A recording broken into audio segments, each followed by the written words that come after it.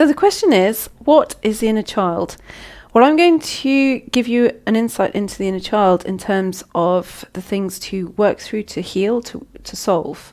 For most people, the inner child is an expression and how we relate to things in our external world. So if we're feeling upset about something, often we might say, oh, it's my inner child. I don't feel my inner child feels attended to. If someone's having a tantrum about something, someone will say, oh, their inner child is throwing its toys out of the pram. So it's a way of relating to parts of our history, parts of our past, and for some people that's very conscious, and for others it's very unconscious, but it reacts in life in a very obvious way. So I've separated the inner child into 3 different components. Okay, so the inner child as the centered self, which is the part of us that has it's creative, it's expressive. It's the part of us that we would perhaps relate to as the authentic self. Okay, it's carefree. It has a sense of joy in this world. So I've drawn it in a kind of bubble, if you like, or a auric field, an energy field of peace. Okay, so the inner child has a feeling of peace about it. Now, the wounded child, so I've separated these into 3 different energies. So we've got the inner child as the authentic self. We've got the wounded child, okay, which is fairly obvious. The wounded child, I would say, is, and I've drawn it with a sort of squiggle around it, it's the part of us that expresses in terms of anxiety.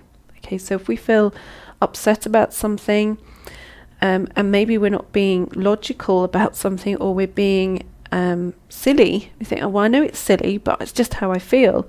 Often it will be the expression of the wounded child. Okay, so for a way to express this, I've said that in this example that the wounded child is an expression of our environment. Okay, so I've separated them out in this formation for the simple reason that in my experience, in how I've approached this area in terms of solving it through more conscious acknowledgement, that the wounded child is part of our environment. Okay, so it's a product of our environment. Now, the third component within this, which is an extension of the wounded child, is the orphan child energy. So the orphan child is the part that feels emotionally abandoned, and for many people it feels kind of bereft. And it will show in life, especially if your default setting is that you're not good enough. Okay, so if you think that you don't want to do something that's important to you, or you heavily procrastinate, or you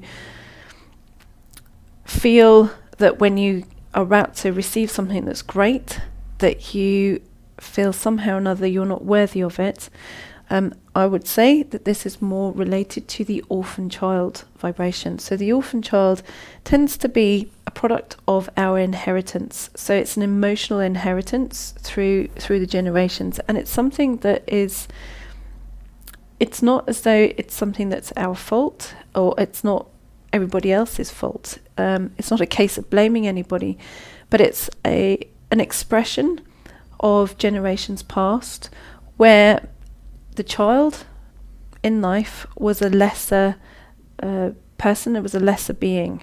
Okay, so this whole viewpoint was that a child didn't become important until it became an adult. Okay, so this kind of level of emotional abandonment kind of means that the orphan child self, its automatic thing is to keep things away and to keep people away.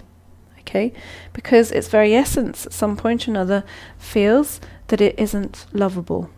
Okay, so this can show in our relationships with other people. So even if we don't carry the orphan child, we can find or see it in other people.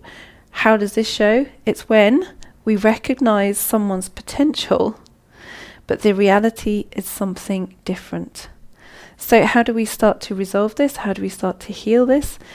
It is about acknowledging the orphan child's rage. Okay, so when the orphan child releases its energy of rage, it's no longer feeling in its abandoned self, and it can come back to feeling its authentic self as the inner child.